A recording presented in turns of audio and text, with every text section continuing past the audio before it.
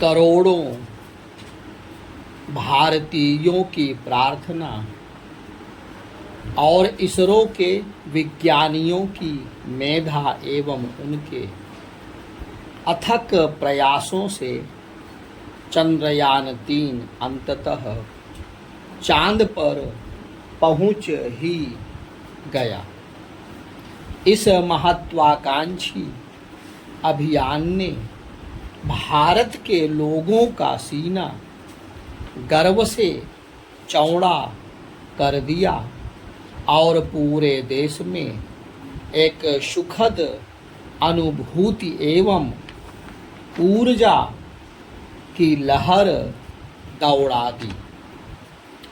इस महाअभियान के सफल होने पर भारतवासियों के अंदर यह एक आत्मविश्वास जगा है कि अब हम किसी भी जटिल से जटिल कार्य को पूर्ण कर सकते हैं और विश्व में ऐसा कोई काम नहीं जो हम नहीं कर सकते। इसरो एक अरसे से सफलता की गाथा लिख रहा है। उसने अपने को विश्व भर में प्रतिष्ठित भी कर लिया है। सैटेलाइट भेजने में इसरो ने अपनी जो महारत हासिल की वह तो अपनी जगह है ही, लेकिन चांद के दक्षिणी ध्रुव पर लैंडर विक्रम की सॉफ्ट लैंडिंग कराकर उसने विश्व के सभी उन्नत देशों को कहीं पीछे छोड़ दिया। भारत ने वह कर दिखाया जो दुनिया का कोई देश नहीं कर सका। यही कारण है कि विश्व समुदाय जब भारत को और अधिक तेजी से उभरती हुई महाशक्ति के रूप में देख रहा है। इसरो ने अपने चंद्रयान-3 अभियान को न केवल बहुत कम कीमत में पूरा किया बल्कि एक तरह से अपने बलबूते ही किया। इसी कारण दुनिया इसरो के साथ भारत का भी गुणगान कर रही है। प्रधानमंत्री मोदी ने चंद्रयान-3 अभियान के सफल होने पर बधाई देते हुए यह सही कहा कि यह विकसित भारत का शंखनाद है और नए भारत का जय घोष है तथा इसरो की यह सफलता 140 करोड़ देशवासियों को उत्साह एवं उमंग प्रदान करने वाली है। प्रधानमंत्री ने यह भी ठीक ही कहा कि भारत की यह उड़ान चंद्रयान से भी आगे जाएगी और जल्द ही सूर्य के विस्तृत अध्ययन के लिए इसरो आदित्य L1 मिशन भी लॉन्च करेगा। इसके बाद सौरमंडल को परखने के लिए दूसरे अभियान भी शुरू किए जाएंगे। वास्तव में उस क्षण ने भारत में नई ऊर्जा, नए विश्वास और नई चेतना का संचार किया। जिस क्षण चंद्रयान का लैंडर चंद्रमा की सतह पर उतरा इसे प्रधानमंत्री ने यह कहकर अच्छे से रेखांकित किया कि जब हम अपनी आँखों के सामने इतिहास बनते हुए देखते हैं तो जीवन धन्य हो जाता है और ऐसी ऐतिहासिक घटनाएं जीवन में चिरंजीव चेतना बन जाती हैं। चंद्रयान-3 अभियान की सफलता से भारतीय विज्ञानियों में जो नई ऊर्जा का संचार हुआ उससे अन्य अनेक लोगों और विशेष रूप से तकनीकी विशेषज्ञों और इंजीनियरों को भी प्रेरणा लेनी चाहिए। इसकी अनदेखी नहीं की जा सकती कि भारत के सामने कई ऐसी चुनौतियां हैं जो निम्न स्तरीय इंजीनियरिंग के कारण समस्याएं पैदा कर रही हैं। इन समस्याओं से पार पाने की आवश्यकता है। बात चाहे आधारभूत ढांचे के निर्माण की हो या शहरी एवं ग्रामीण क्षेत्रों के निर्माण की हो या शहरी एवं ग्रामीण क्षेत्रों में किए जाने वाले विकास कार्यों की, हर जगह सुधार बेहद जरूरी है। इसरो ने चंद्रयान-3 अभियान को सफल बनाने के लिए जिस दक्षता का परिचय दिया वह पूरी दुनिया के लिए एक मिसाल है।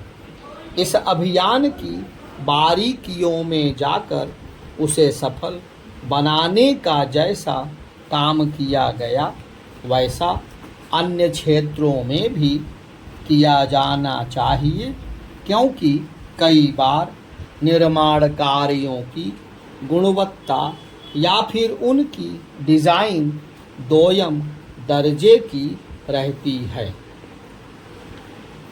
चंद्रयान-3 की सफलता के पीछे चंद्रयान-2 की असफलता से लिए गए सबक भी हैं। 2019 में जब चंद्रयान-2 अपना अभियान पूरा नहीं कर पाया था तब देशवासियों को निराशा हुई थी। कुछ देशों के लोगों ने तो इसरो का मजाक उड़ाते हुए यहाँ तक कहा था कि भारत एक गरीब देश है और उसे पहले अपनी बुनियादी समस्याओं को दूर करना चाहिए। यह भी कहा गया था कि आखिर भारत चांद पर जाने का सपना ही क्यों देख रहा है। इसरो ने इन सभी आलोचकों के मुंह बंद कर दिए। इन आलोचकों को इस पर ध्यान देना चाहिए कि भारत एक ओर जहां गरीबी से पार पाने की हर संभव कोशिश कर रहा है, वहीं विज्ञान एवं तकनीक के क्षेत्र में भी अपने कदम तेजी से बढ़ा रहा है। वास्तव में यही वह उपाय है जिससे वह आत्मनिर्भर बन सकता है। मोदी सरकार ने वर्तमान कालखंड को अमृतकाल का नाम दिया है और यह संकल्प लिया है कि 2047 तक भारत को विकसित देश बनाना है। कुछ लोग यह सवाल कर सकते हैं कि आखिर चांद के दक्षिणी छोर पर पहुंचकर भारत ने क्या पाया। ऐसे लोगों को पता होना चाहिए कि आने वाले समय में चांद को लेकर की जाने वाली खोज मानवता की भलाई में सहायक ही होगी। चांद में ऐसे अनेक खनिज और रसायन हो सकते हैं जिनका दोहन करके समृद्धि की ओर बढ़ा जा सकता है। चांद को लेकर किए जाने वाले शोध यह बताने में भी सहायक होंगे कि सौरमंडल कैसे बना और विकसित हुआ। इसके अतिरिक्त इसका भी आकलन हो सकता है कि वहाँ इंसानों को बसाया जा सकता है या नहीं। यही कारण रहा कि प्रधानमंत्री ने चंद्रयान की सफलता को समस्त मानवता की कामयाबी करार दिया। इस समय जहां इसरो की सफलता का डंका बज रहा है, वहीं भारत के रक्षा उद्योग के साथ सूचना एवं संचार तकनीक क्षेत्र भी आगे बढ़ रहे हैं। इस तरह फार्मा क्षेत्र भी दुनिया में अपना नाम कमा रहा है। अब कोशिश यह होनी चाहिए कि भारत के सभी शोध अनुसंधान एवं निर्माण संस्थान अपने कार्यों में वैसी ही उत्कृष्टता हासिल करें जैसी इसरो ने अंतरिक्ष विज्ञान में प्राप्त कर ली है। चूँकि कोई भी देश अपने संसाधनों के माध्यम से ही विकसित बनने के साथ ही समृद्धि हासिल कर सकता है, इसलिए सरकार को विभिन्न संस्थाओं को उत्कृष्ट शोध एवं अनुसंधान के लिए प्रेरित करना चाहिए और उन्हें पर्याप्त संसाधन उपलब्ध कराने चाहिए। यह ठीक है कि मोदी सरकार इस दिशा में सक्रिय है, लेकिन देश के विभिन्न संस्थानों को विश्व स्तरीय तभी बनाया जा सकता है जब उन्हें धन के अभाव का सामना ना करना पड़े।